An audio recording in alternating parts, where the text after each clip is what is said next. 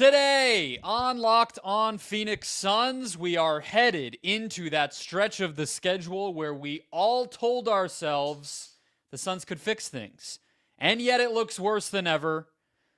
We'll talk about the response to the Suns' fourth straight loss and whether this team is just straight up losing faith in itself. Next.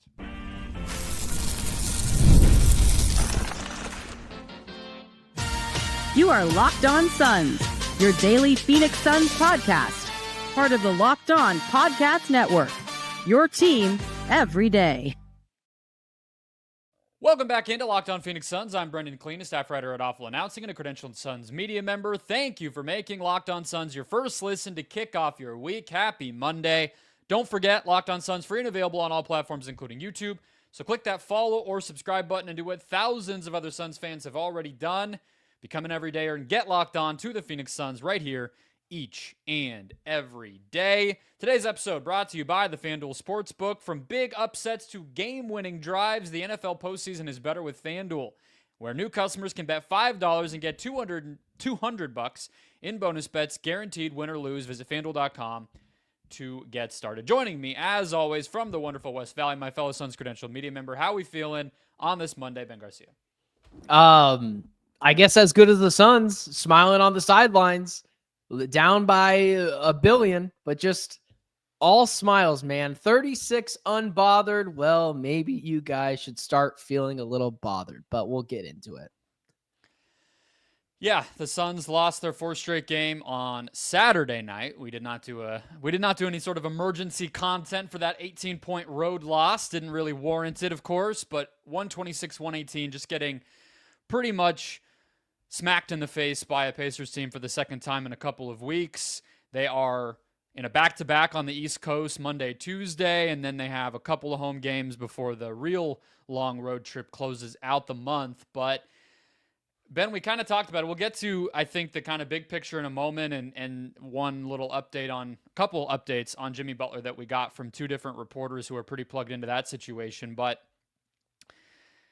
we talked about that Christmas Day loss, could it be a springboard? We compared it to last season where they did finally start to get healthy and coalesce around this time, and yet right now you're seeing things go the exact opposite direction. And I would say, you could throw out any number of games as the worst ones, and we don't have to debate that. But the bottom line for me is looking at the reaction from this team, the energy, the vibe, the spirit, that part is at an all-time low on the court and off the court. Was it ever this bad last year? Or is it worse this year because we expected something to change? Because I was thinking about this last night. As I'm watching the game, I actually was pretty happy with the first half of basketball they played, aside from some like kind of bad turnovers and some defense. For what we got over the past couple of weeks, I was like, oh, this is not a terrible first half of basketball. They shot the ball pretty efficiently, but I remember being furious last year. This year, I'm just confused. I can't wrap my mind around, and I almost texted you this last night, but I decided I'd save it for the podcast. I cannot believe a team with Bradley Beal, Kevin Durant, and Devin Booker offensively can't keep up with the Pacers. I don't know what it is. I know logistically I know some of the issues, but cognitively, I don't get it. Was it ever this bad last year where people are screaming to blow it up now? Well, I don't really care about, are you asking me if I think that the team looked as bad, or are you asking me if the fan base was ever this mad? No, I mean the first thing, because I don't care about what the fan base thinks personally. As well. I want to engage with it, but like my opinion about how bad it was is more so, no, it was never this bad, and definitely not this far into the season, right? That's why I keep like pointing out that distinction, because I think this time last year we were already kind of on the upswing, starting to feel hopeful about this group. And they last season, it's crazy how mirror image this is, Ben. Last season, They finally play their first game all together, I believe on the 27th of December. They won 4 straight. Now they're losing 4 straight right off of Christmas. Like, exact opposite. So no, I don't think it was this bad. And you're talking about a team right now that has a, according to Basketball Reference, a 5% chance of making the playoffs and a 20% chance of making the play-in. Wow, I didn't. So no, never in a million years was it this bad. But you talk about how, like, emotionally it feels so bad too. That's because it's the second straight year. They're not. You can't just compare them because we feel worse because this is now the second go round of this exact thing happening. So I think that is part of why it feels so much worse. But it's a team with Tyus Jones. I understand he didn't play last night, or Oso didn't play last night. But this team, it is. I see it all the time. People are like, this team's just bad. No, they're not. They have talent. Yeah, they are. They're bad. They have talent everywhere. I don't get it. You and I analyze pick and roll. They are a talented team that's bad, right?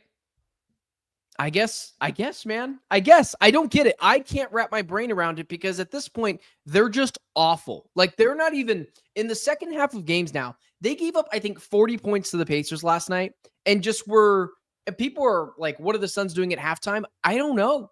I don't know what this team is doing. It doesn't seem like whenever someone says it doesn't look like they care, and I've been one of the people that have said that, it's hard to prove that's right. But what I think is more alarming is it's hard to prove that that's wrong, especially like what we saw last night on the sidelines. They're down by 20 points, and they're laughing. And it's not like a team that I get being down by 20 points in a game and laughing if you're the Thunder or you're the Nuggets because you're like, man, we just suck tonight. But this team has been going through this for weeks now. They haven't won a game since Christmas. If you wanted to point out and say they don't care, I have no argument to say that they do, outside of some of the quotes they said after the game. That's where I'm at, man. Yeah, I don't know what to do. I don't think that it's hard to prove that they are being careless at all. I would have agreed with you maybe a little while ago, but you just look at the end of that game. The clip that's getting shared the most and infuriating the most people is that Siakam offensive rebound, which, by the way, was his own shot.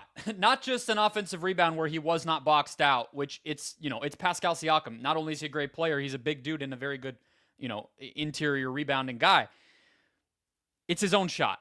On top of that, you have the inbound pass off of one of Tyrese Halliburton's threes where Beal gets it's spur of the moment. I get that this kind of would maybe be evidence of caring, but it just, to me, signals like an emotional fracturing. He throws his hands up in the air because KD starts running down the court before he can inbound to him. There's Booker, there's the challenge where he pushes off on Ben Shepherd. They challenge it, he doesn't get it. But all throughout that whole entire period of the game, he's chirping at the refs. You're down double digits in a game you had a rest advantage in and should be favored in from a talent standpoint. You're healthy. The big three are there. Why is your focus on the damn referees so much? So much. It's insane. And so then you talk about the kind of clips and photos being shared of what they were doing on the sideline and everything else. I mean, yeah, whatever. Everybody's going to have their own word for it. I'm sure the players wouldn't love for it to be accused that they're not caring. And like you said, there's comments, including, I think, most sharply from Book himself, saying the vibes are low and we got to keep fighting and building. And, we get these bad moments out of the way and all that sort of stuff. But, that's after you have an hour to gather yourself and come up with the right thing to say. For an hour on the court, they were giving us every reason under the sun, pun intended, to show us they don't care right now. That they're either over this or that they don't believe in it. I mean, maybe that's just a distinction that doesn't matter here, but I don't know what the exact thoughts going through their head are, but I can tell you that it is not like, let's go get this. Nothing they're doing would tell us that. It's very alarming when I think Devin Booker, of all people, looks checked out. Kevin Durant, I don't think ever. That's the one thing with KD, yes, I know he's laughing with Booker on the sidelines, but I never question Kevin Durant's will to win. The guy loves hoops. That's the one thing with Kevin Durant that I will always give him. He always wants to win. but I'm seeing some of the facial expressions and some of the still pictures, which, listen, pictures can be a little misleading at times, but it also paints 1,000 words. Brad Beal just doesn't look happy. He looks checked out. He looks like he doesn't want to be here. He looks like a team, and this comes from my buddy, I guess you know him as well, Jody Ayler, who said, this looks like a team that is knee-deep in trade conversations, and no one has talked about it. And you and I talked about a couple of weeks ago where, and I kind of just want to revisit, is like, has this stuff gotten to them? I feel like it has. I mean, if there was a trade today, that Beal got traded to the Miami Heat for Jimmy Butler. Not saying that's a thing. We can get to in a little bit, but like if that were to happen, I'd be like, oh, that makes sense because last night looked like a guy who was his last day as a Phoenix Sun. And that's, you should never be that checked out, man. You saw that made you think that? Sulking on the sidelines, not with, I mean, there's the still photo of him looking at KD and Booker on the sidelines as well. They're never together. There's also still photos where Booker and Beal both are off to the side, not even paying attention to the huddle. They're all frustrated on the court. You're talking about the Beal situation where he got upset with KD. I just see that all the time. Now, is that it's a compilation of a lot of different things. The reason I ask you is that I don't necessarily see it as why is it that Beal in particular, if we didn't know that he would be the guy that had to be sent for Butler, we wouldn't be drawing that correlation. Well, no, that's not true. All three of them are being sulky. All three of them are, distant from one another. I know Book and KD had the one picture where they're laughing. I'm sure you could pick another photo where it's Book and Beal standing next to each other. Like, it's the thing for me though is we have confirmation evidence from Beal where he said last year was not fun. It was a dark place. And now this year he's looking to basically Jimmy Butler get his joy back and play the way of basketball that he had wanted to. He has not been asked to play the Beal basketball that he had been accustomed to playing at Washington. Still, it looks exactly the same as last year with the new coach, new regime. And it looks like now it makes more sense last year why he looked a little frustrated. Now it looks even more than that because he was so much so looking forward to being Brad Beal of this year. And even though he has sacrificed so much, he is still getting the beatdown of everyone, the media, the fan base. I feel like we hold Beal most accountable than anyone else because it's always the third star that gets it the most. It was Kevin Love with the Cavs. It was Chris Bosh with the Heat. It's Beal now. So that's where I was at, man. That's what I was hinting to.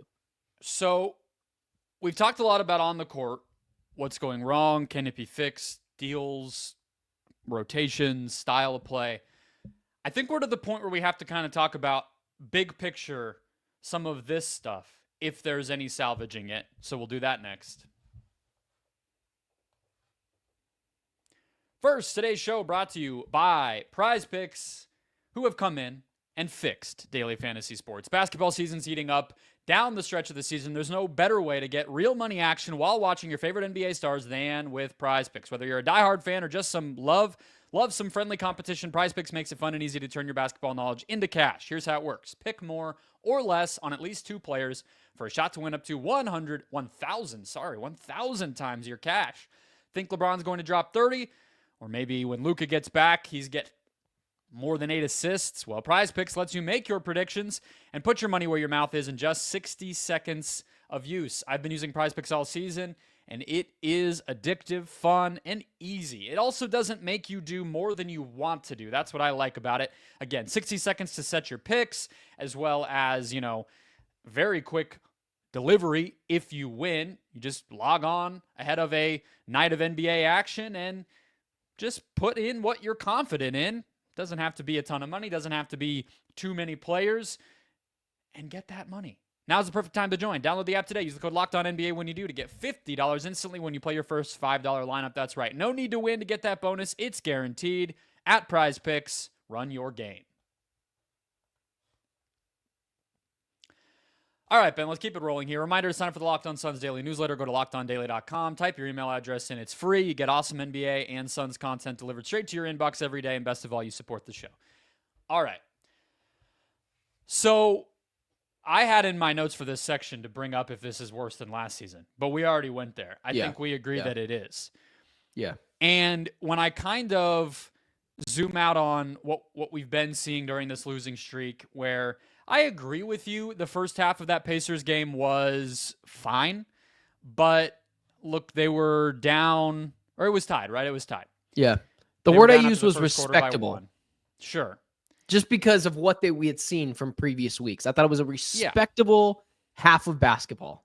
Yeah, and I don't even necessarily disagree. They were tied. I can't really be too harsh on it. But the point is, they haven't even. I don't even know when the last time they won a game where we felt great about it. I mean, they beat Portland and Utah, the Christmas game, obviously. But setting that one aside, they beat the Spurs by 11 over a month ago. Like, okay, that's a long time in real time. So I just kind of look at all of this together and the lack of life that we talked about, as well as some of the offensive issues that you were talking about with Beal and just overall. They're the 10th offense in the NBA still, which seems impossible to believe, but it is still true from an efficiency standpoint. I just don't think that this group, and in particular this set of Suns stars, that's why I was kind of pushing back on Beal being unique here. I just don't think that this trio believes that it can work together anymore. Like, I don't know what that means. I don't know specifically any more than that. But that's what I see when I hear them talk, when I watch them play. I just don't think that they buy into this working, and that's why it's falling apart right now. If that is true, I don't think it's wrong. It would make sense to point at that because of some of the teams that they've lost to. The Pelicans, like some of these teams, they don't even need to have a game plan. That's how skilled I believe this team is. Just with the big three, and I think Tyus Jones as well. I understand not all these guys played in these games, but still, even without some of these players, they need to beat these teams. They should have beat the Pelicans. They should have beat the Heat, which have been bad for a while now. They probably shouldn't have beat the Magic, but that team was without a lot of players too, but Franz Wagner was good. Like, you just look at some of these teams, and you should be beating some of these poor teams in the NBA based on skill alone. It shows me that it feels like to me that, and you know what's crazy, man, is I still haven't given up on this team. I've given up on them winning a championship, but I haven't given up on them being competent because I do think they're one or two moves away from figuring it out. I think it really is just a want to with this team. It feels like they're just going through the motions, waiting for a trade. And I do believe that if a trade isn't done with this team by February 6th, I think it is, that they will turn something on. And it'll be better than what we've seen, but they're just not even motivated to show up. Like, they're losing games to teams, almost forcing the hand of ownership, where that's what I see. Like, I agree with you. I don't think they do believe. And honestly, outside of Kevin Durant and Devin Booker, I don't think any of them like each other. And, you know, we've heard of this phrase like culture, connectivity. This team has zero culture. I think they have zero leadership, and that is a finger pointed at mostly Devin Booker because he's been here forever. Kevin Durant, Bradley Beal, Nurkic, all those guys, Tyus Jones, they have no leadership. They have a culture issue. And when you don't have any of those things, talent can only take you so far. So, yeah, man, I think they've completely given up. Completely given up. And if I was Bud, man, I would start sending. Turn around because I don't see that. I think it can turn around because of guys like KD and Booker who at least want to make, like, I think it can turn around and get to like the play-in. That's what I mean. I don't think it's going to be like a 6-seed turnaround. I think that there's going to be a point where these guys start to go into hero ball mode that I think KD and Devin Booker are still, they can still do at times. So I think when February 6th comes, if there's no trades, nothing happens, absolutely zero. I do think off of skill alone, they will flip some sort of switch and some sort of like they need to do it. That's just belief, though. Just belief. But the from my issues side with the team, they're 24th on defense in the NBA. They're basically they're knocking on the door being a bottom 5 defense in the whole league. They shocked they're not worse. Do not have a cohesive identity night to night, and they don't have fight. Like, when was the last time we saw this team go on a big run of any kind? Not even a comeback win, but even a comeback to make it close, or they take the lead, but then at the very end somebody hits it. We haven't even seen a lot of those recently. So if you tell me that you're banking on Devin Booker and Kevin Durant to be something that can flip a switch, what they would be doing to put the team on their back isn't really the problem, in my opinion. So, like, I think it's defense, it's the center rotation, and it is the fit of the 3 stars. Those are the 3 issues that I would point to most like pressing for this team. And so that's why I don't think that it's necessarily fixable, because you can't fix the fit of the big 3 unless you're able to luck out and get rid of Beal in some kind of way. The center rotation maybe, but you're not going to put your hopes on a backup caliber center. And defense, like, I don't know, a team that's 24th for the first half of the year suddenly being good on defense, that just doesn't really happen. And it's linked obviously to that center spot. Those things are obviously tied together. Just looking back, I think the last time we saw the Suns go on a run in a game that we thought they were going to lose, but they won, was November 8th against the Mavericks. That was the game where they got a little lucky. There was a push on Yusuf Nurkic. So you're talking about all of December, almost 2 months, where we haven't seen a want to or fight in this team, and it has become a cancer ever since, man. That's the first time I believe they lost Kevin Durant in that game, and then they went on a losing streak, and it just never came back. This falls squarely on the stars, man. There's no leadership. There's no culture. I'll save what I want to say for a later time because I'm not ready to get absolutely pummeled by people, but I'll wait till the time is correct. But I think the leadership stems from Booker and KD's relationship a little bit. And yeah, man, I don't even know what to say anymore. I feel at such a loss for words because we're just talking about the same thing over and over again, where like this team is rivaling the Lakers team years ago that had Dwight Howard, Kobe Bryant, Steve Nash, and completely flopped. And that's what I think of this team. I just think they're a collection of what is now a little bit older talent, maybe not so much Booker and Beal, but just falling apart. And they're just waiting for the end. It's the only way I can put it, man. It just feels like they're just waiting for the end. I thought last night they were going to win. Yeah. Going into halftime. I thought that shame on me for believing. Yeah, I was unsure, but I agree. The first half wasn't like some kind of sky is falling thing, but again, comes back to those runs. Other teams always have them. They never do. They punch them in the mouth and they never get back up. Ever. One saving grace the Suns appear to be counting on is Jimmy Butler. We are seeing an openness to business from the Miami Heat, but not a lot of new contenders to go get Jimmy. Does that help the Suns get in the sweepstakes at an even higher level? We'll get there next.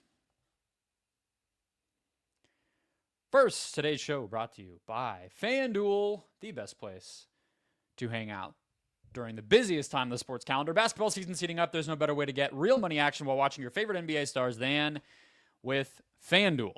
FanDuel is offering, for the stretch run of the NBA as well as the NFL playoffs here, if you bet $5, you get $200 in bonus bets guaranteed. That's $200 in bonus bets, win or lose. The FanDuel app gives you everything you need for live bets, same-game parlays, and so much more. Let's check it out. I know, look, it's football, and that's what we're supposed to be talking about here, but this is a dicey time. It's already the last week of the regular season. I'm not going to pretend like I have, all these sharp observations about the NFL playoffs. If I was doing that, I'd be hosting a betting podcast. But Alabama State is hosting Arkansas Pine Bluff. If you're into that kind of thing, minus 1,700. I know you're into that kind of thing, so check it out. Get that money into your account, then get to the fun of the NFL playoffs and the NBA regular season, all at FanDuel.com. Make this playoff season unforgettable with FanDuel, an official sportsbook partner of the NFL. All right, Ben, let's close it out here quickly. We got 2 updates from NBA insiders here about Jimmy Butler and the state of affairs. But even before that, a lot has happened since we last talked, where Jimmy gave a press conference talking about losing his joy. He was asked if he could rediscover it with the Heat. He said no. He had been benched in a fourth quarter and then had taken like 6 single-digit shot attempts in the game that he was talking after. And then the Heat suspend him for 6 games, I believe it is. 7 games, and basically say we're open for business. And since then, we've gotten a couple of updates. One, is, according to Anthony Slater, who has covered the Warriors for like a decade at this point, the whole entire dynasty, and is plugged in there. He said that basically the Warriors are not interested. They don't want to give up Wiggins. They like Wiggins. Kuminga's been playing better, and Butler would make them even more expensive under this new CBA, which they don't want to deal with unless it's a sure thing, and they don't think Butler is. Brian Windhorst on ESPN went on to say, a lot of teams are testing, quote, just how low they might be able to buy Jimmy Butler for.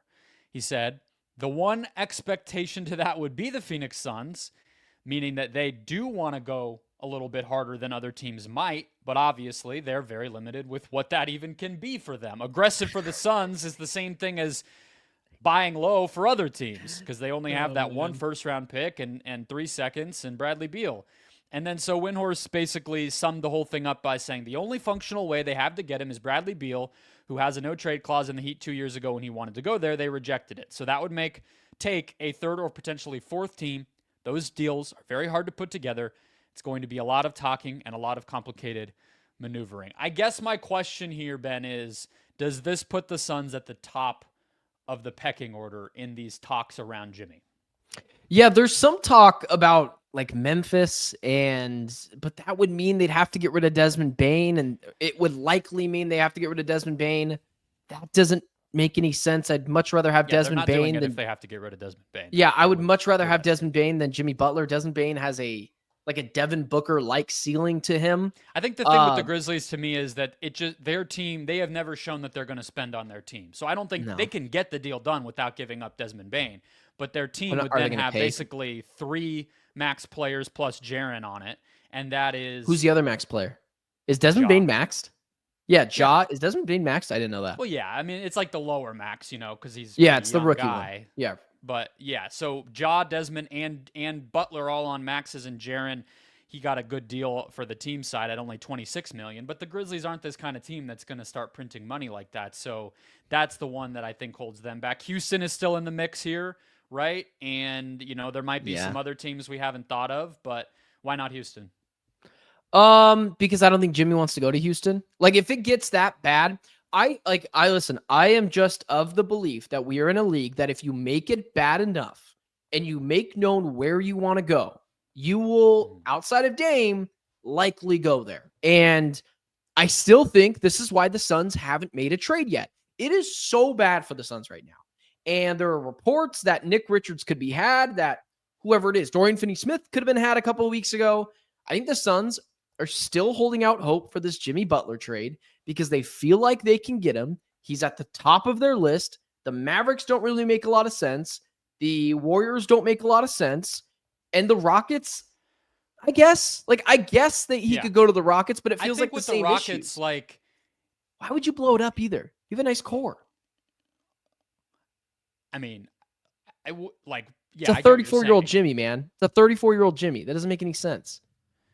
Yeah, it would be an all-in move. I don't know. I mean, Jabari Smith Jr. just got hurt, so maybe if you could send him out and, Miami can just bite the bullet on getting an injured player and have him back for the stretch run, maybe that changes. I don't know.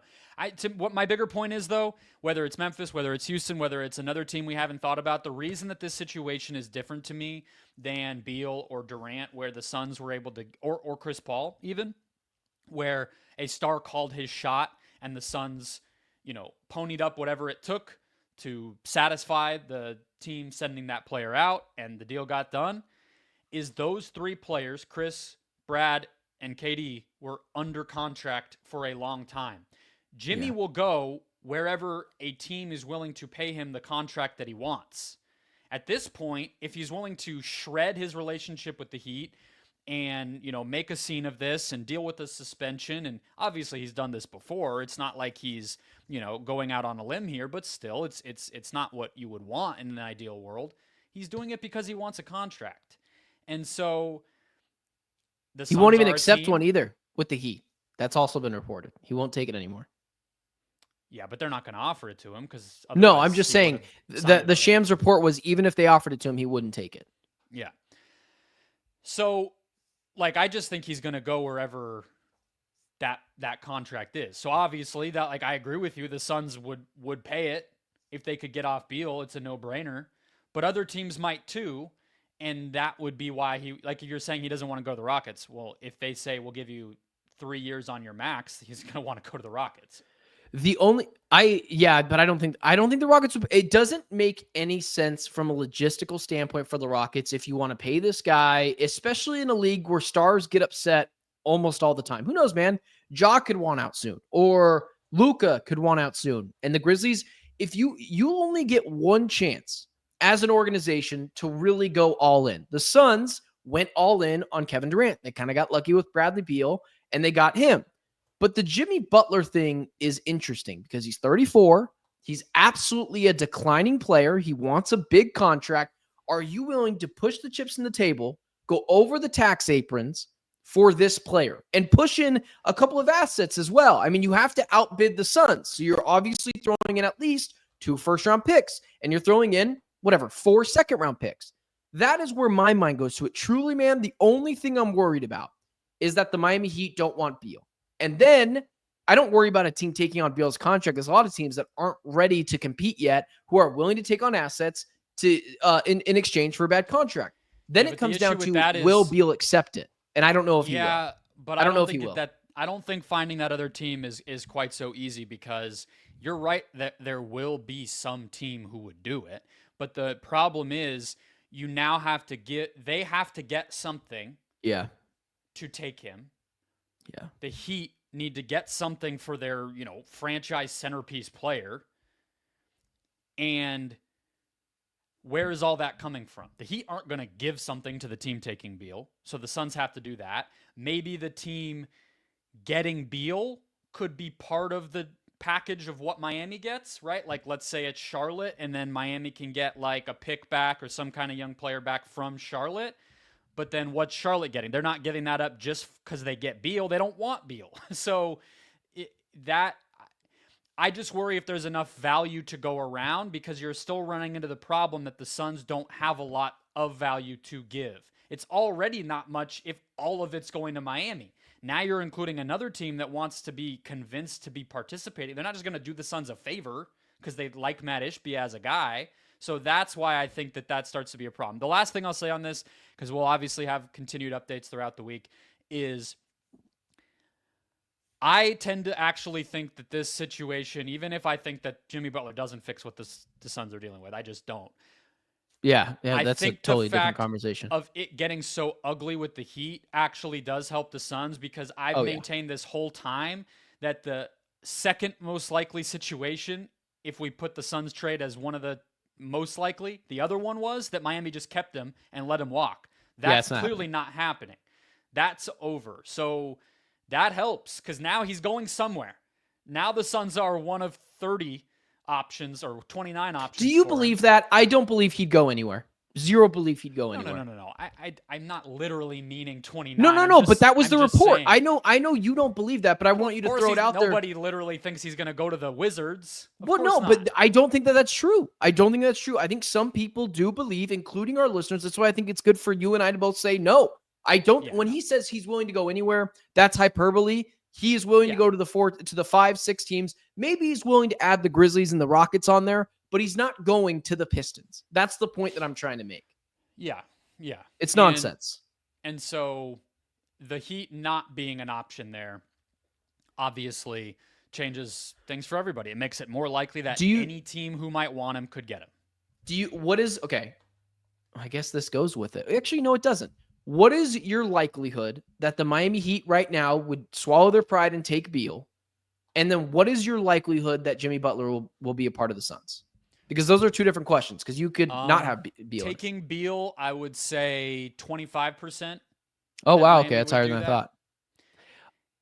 And Jimmy being a member of the Suns, I would put at 40%. Okay. Maybe. I will say Bradley Beal, 50%. I just think that the Heat are going to get back into a corner. And I still think 70%, which comes down from my 85 weeks ago, that Butler's I think he's going to make it really ugly. I mean, man, he has already went this far. You might as well keep doing it. Yeah. I mean, you're not You may repairing make that it relationship. ugly, but all it takes is one team to make a tasty offer that's better than Beal and a pick. That's all it takes. If Jimmy takes it. Jimmy also knows he's going to get paid. That is Yeah, another Jimmy thing. Butler at this point, I don't think the Heat give a crap if Jimmy Butler approves. Yeah, but that's approves the deal. The team But that doesn't offering it matter. will only offer it if they know Jimmy would be interested in going there. So if Yeah, it gets to the point of an offer, that team's already going to know Jimmy would sign an extension there. The Heat at that point are just going to accept it. Yes, I agree with that, but they're only going to accept it if they know Jimmy. If Jimmy knows they will pay him. If Jimmy doesn't think he's going to get into contract extension, he won't go there. Yeah, I think Even we're if the saying Heat don't want same it. thing, but I don't think it's up to the Heat. I think it's up to the team. You're not Yes. going to make an offer for Jimmy unless you've heard he will sign with you. Once it gets to that point where a team is already making an offer with the intention to get and extend Butler, the Heat, they're not looking out for Butler. They're hearing an offer and saying yes to it. It's up to the other two groups to figure out the extension side of things. So once we are hearing about offers from other teams, we will know that that means they have heard Jimmy Butler will stay there if he gets there. Then Miami just has to pick whatever the best one for it as an organization might be. That's what we're going to start to hear over the next couple of. I just like to break it down for our listeners that know that like the Heat can't not care about what Butler wants because Butler will just tell the Hornets, screw you. You're not going to give me extension. I'm not going to go there. So I just like to break it down for that point where it's a lot of moving parts, man. So yeah, the Heat can't be making calls to other teams like that. It's inbound for them. And they just have to kind of pick the best one. And the teams offering obviously have to kind of do it with whatever confidence about keeping Butler that they might want to have. That'll wrap us up. Hit follow or subscribe if you have not already. Becoming every day. We got 2 games Monday and Tuesday, another on Thursday. Finally, some basketball to talk about in addition to this Jimmy saga. Keep it right here. We'll talk to you next time.